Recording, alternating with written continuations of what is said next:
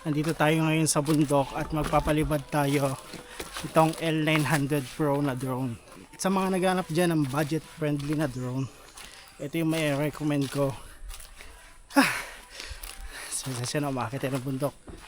Kasi quality talaga itong mga loads. Lumalaban to sa malakas na hangin at bumubuhat to ng action camera. So i-testing natin siya dito sa bundok. So ito siya mga lodi. Yan, kung napapansin nyo, meron siya nito. Diyan ko kasi nilalagay yung action camera. Tapos yung battery life nito, kayang tumagal hanggang 25 minutes. So sobrang sulit na nun. Kasi isa kong drone, natig 20k hanggang 12, 18 ganon. So i-calibrate muna natin siya mga lodi. Buhayin natin yung drone. Then buhayin natin yung remote.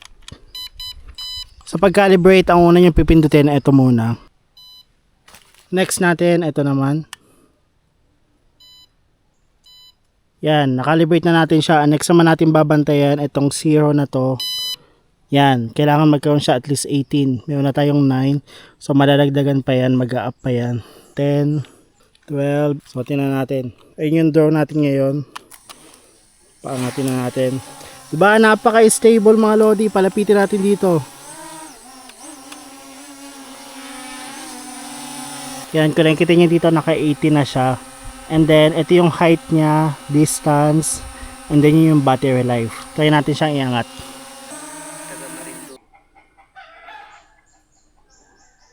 Yung height natin ngayon is 136. Ayun siya.